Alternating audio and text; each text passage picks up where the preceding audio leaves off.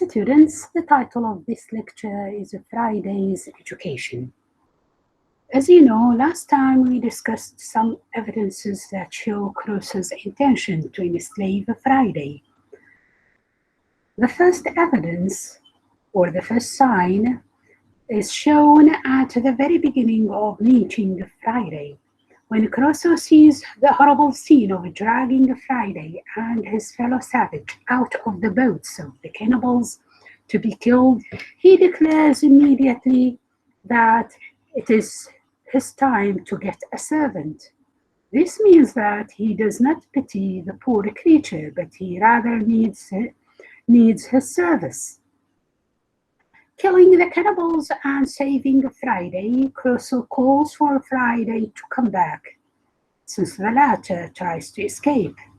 When Friday comes back, he keeps kneeling down to Crusoe as signs of showing his gratitudes.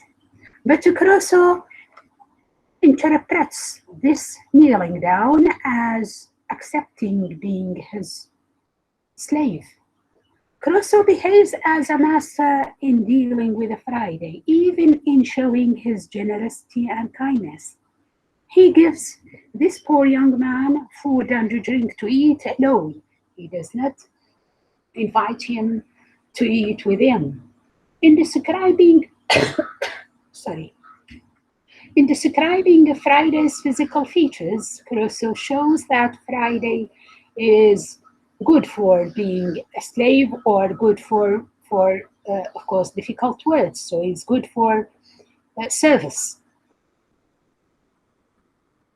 He is, of course, physically able to do the difficult daily work of Robinson Crusoe, since Crusoe has described him as being a well-made young man who can endure the activities on the island, such as cutting wood, hunting, and chasing animals like wild goats.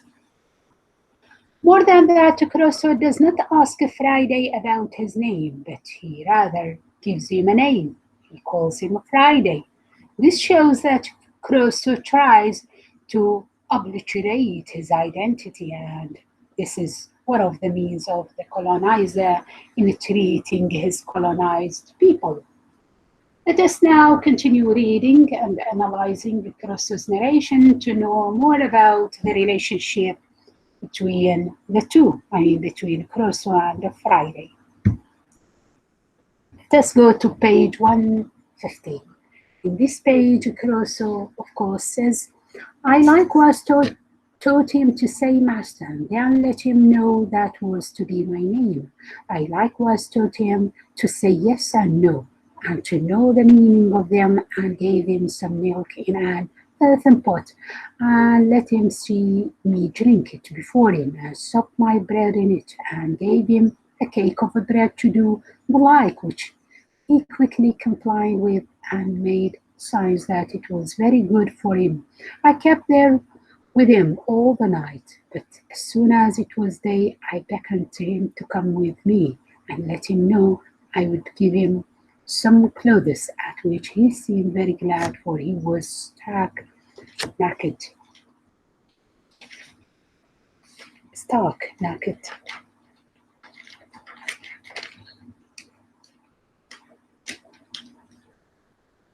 Crusoe, who saves Friday from the savages of the cannibals, or the savagery, from the savagery of the cannibals, starts teaching this savage in order to make him a civilized man. First, he teaches him English, since Friday is not an English, of course, man, and he does not speak English. So to make the communication between them easy, Crusoe has to teach him English. He also tells him that he should call him master. So as you see here, Crusoe makes it clear for this young man that he is his master. And Friday, of course, is the slave. If Crusoe considers Friday a friend, he should not order him to call him master. Crusoe orders the poor young man to be obedient, since he teaches him to say yes and no, which shows that Friday has no right to show his opinion or to discuss anything with his master. He should show his loyalty and submission, of course, every time. The narration of Crusoe also shows that Crusoe teaches Friday how to eat, how to drink, and how to be a civilized man.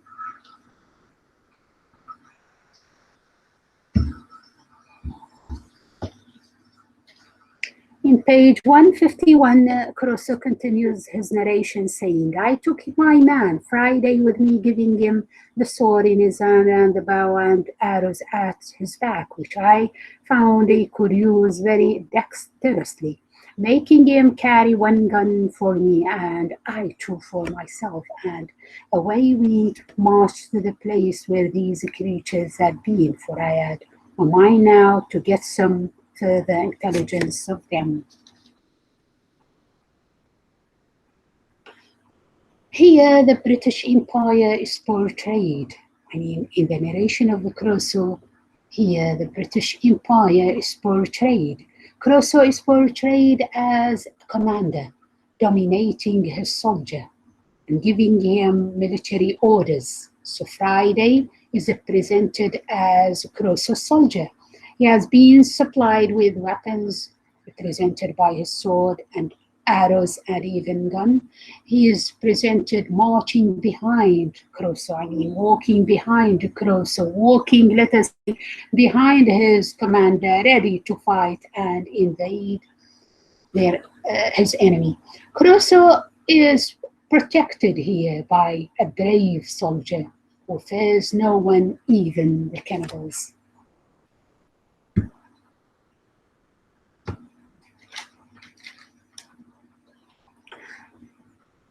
In page 152, Crusoe says, I began to consider where I should lodge him, and that I might do well for him and yet be perfectly easy myself. I made a little tent for him in the vacant place between my two fortifications, in the inside of the last and in the outside of the first. As there was a door or entrance there into my cave, I had a formal framed doorcase and a door to it of boards, and set it up in the passage a little within the entrance, and closing the door to open in the inside, I bade it up in the night, taking in my ladders too, so that Friday could no way come at me in the inside of my innermost wall, without making so much noise in getting over that it must needs awaken me.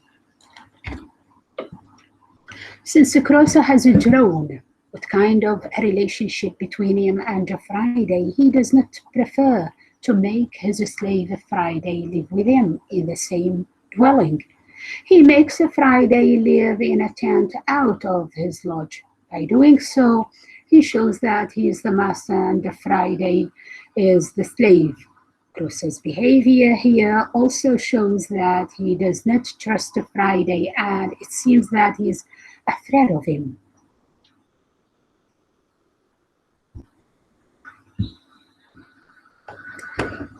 But I needed none of all this precaution, for never man had a more faithful, loving, sincere servant than Friday was to me, without passion, silliness, or designs, perfectly obliged and engaged. His very affections were tied to me like those of a child to a father, and I dare say he would have sacrificed his life to save mine upon any occasion whatsoever. The many testimonies he gave me of this put it out of doubt, and soon convinced me that I needed to use no precautions for my safety on his account.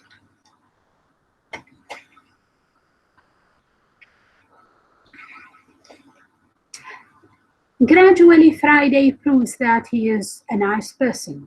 He proves that he is faithful and loyal. Crusoe himself says here that he is sincere and devoted to Crusoe.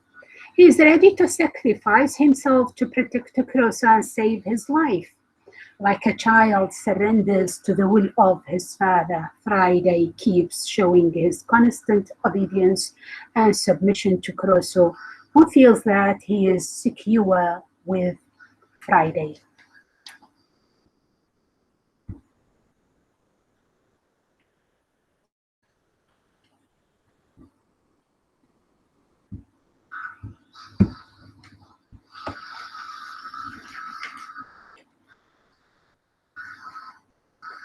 I was greatly delighted with him and made it my business to teach him everything that was proper, to make him useful, handy, and helpful, but especially to make him speak and understand me when I spoke. And he was aptest scholar that ever was, and particularly was so merry, so constantly diligent, and so pleased when he could but understand me or make me understand him, that it was very pleasant for me to talk to him. So as you see here, Crusoe tells us that he teaches Friday everything to make him his hand, to make him useful and helpful. Crusoe makes him know how to prepare food, how to hunt, and it seems that Friday seems skillful in doing everything. Friday seems intelligent and intellectual. Now my life began to be so easy that I began to say to myself that could I but have been safe from more savages, I cared not if I was never to remove from the place where I lived. So students, the constant help of Friday has changed the life of Robinson Crusoe, and his Friday's help also makes it very easy for Crusoe, to live on the remote island. Friday helps Crusoe in overcoming the difficulties of his life on the deserted island and in feeling secure. So Crusoe stops being afraid of the cannibals, and he even stops being afraid of removing the place of his habitation.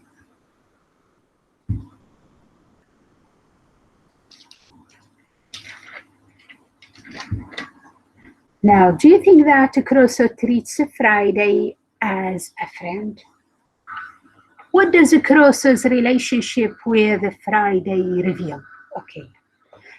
The relationship between Crusoe and Friday is diverse and unbalanced.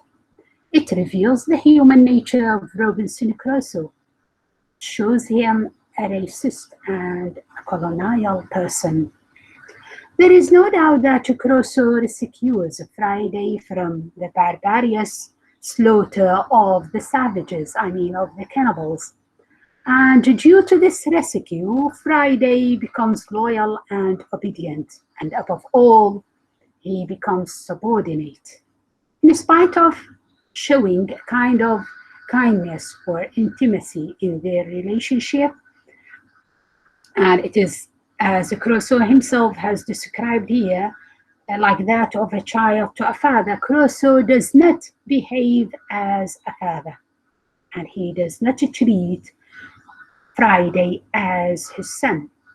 Their relationship reveals that Crusoe is the master, and Friday is merely his slave. This is obviously seen at the very beginning of saving Friday's life. Crusoe gives him the name Friday, not caring about his original name. He also insists on being called master, and Friday is prevented from calling him by his name, from calling him, Crusoe. This shows a kind of hierarchy that places Crusoe above Friday. Ultimately, it reveals the personality of Robinson Crusoe, or the human nature of Robinson Crusoe. It portrays him a colonist and a racist man. since he treats people according to their color. Friday has been colonized and deprived of his liberty because he is not European. Friday's identity has been demolished because of the racism of Robinson Crusoe, who looks at, of course, people from other nations as being less than him. Crusoe does not consider Friday a friend or a companion. He sees him less than him, and he, of course, sees himself superior than Friday, and the latter is not equal to him. Crusoe considers Friday his slave. When he needs to refer to Friday, he says, "My man Friday," which shows, of course, we need to put "my man Friday" between two inverted commas. Students, please, when you write, of course, "my man Friday," put these words between two inverted commas because they are not our words, but they are Crusoe's words. So again, when Crusoe needs to refer to Friday, he says, "my man Friday," which shows his authority over this poor young man. Again, the portrayal of Robinson Crusoe here reflects that of the British Empire that dominated and colonized the poor nations.